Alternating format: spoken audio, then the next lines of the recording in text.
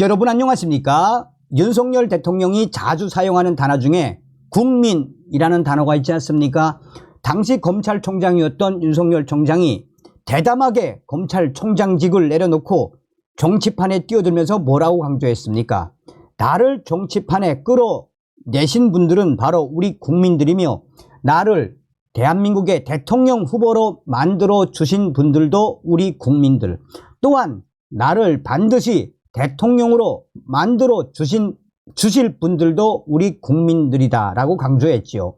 미국의 유명한 대통령인 에브러험 링컨 대통령의 캐치프레이즈 국민들에 위한 국민의 국민들이라는 이 국민 표현을 적절할 때마다 사용하지 않습니까?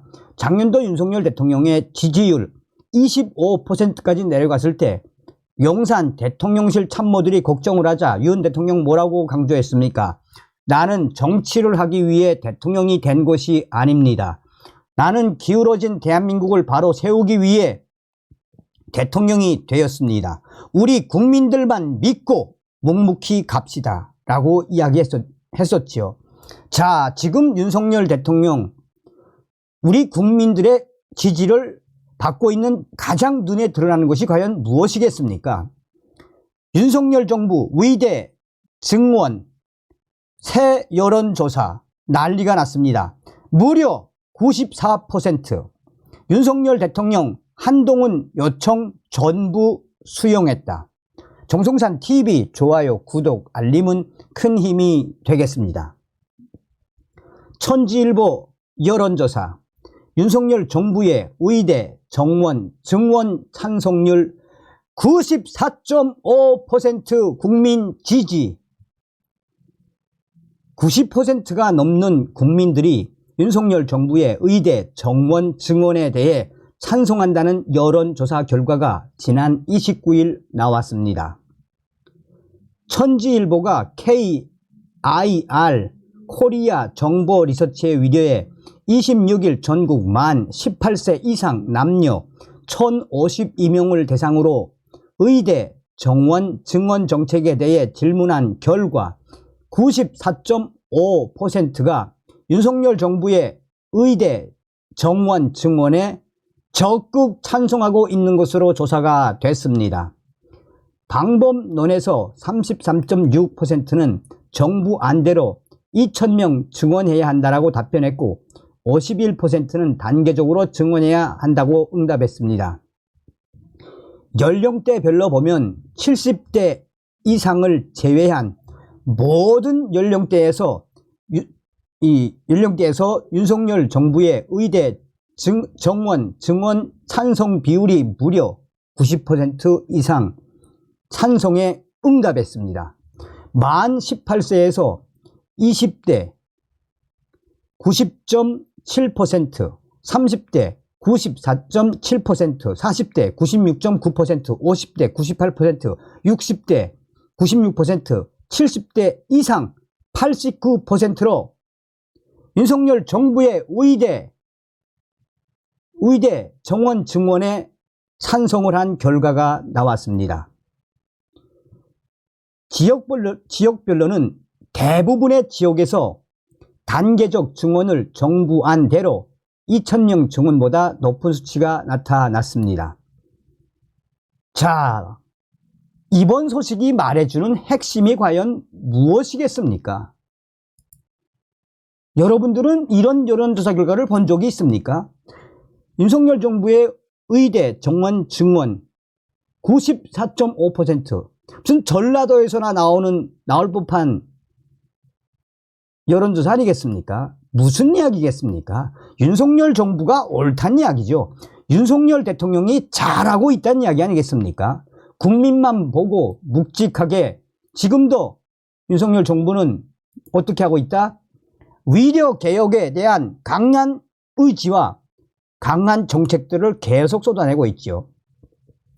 황상무도 이종섭도 모두 사퇴. 윤석열 대통령 한동훈 요청 다 수용했다.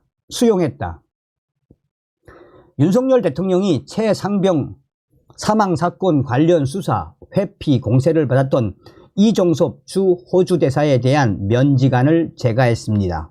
윤 대통령이 이종섭 대사를 둘러싼 논란의 진실 여부와 별개로 이종섭 대사의 고치를 결단한 것입니다. 국민적 의혹이 증폭된 상황에서는 이종섭 대사가 공직에서 물러난 채로 조사에 응하는 게 국민의 눈높이에 맞겠다는 여권 내의 요구를 대승적으로 윤석열 대통령이 수용한 것으로 보입니다. 윤석열 대통령은 총선 과정에서 불거졌던 황상무 수석 이종섭 대사 논란에서 결과적으로 한동훈 국민의힘 비상대책위원장의 요청을 모두 받아들인 모양새입니다. 황상무 전 대통령실 시민사회 수석은 지난 20일 사퇴했고 이종섭 대사는 21일 귀국해 9일 만에 면직됐습니다. 29일 대통령실에 따르면 윤석열 대통령은 이날 오후 조태열 외교부 장관이 제청한 이종섭 대사의 면직안을 제거했습니다. 이날 외교부는 이종섭 주 호주 대사 본인의 강력한 사의 표명에 따라 임명권자인 대통령께 보고드려 사의를 수용하기로 했다라고 밝혔습니다.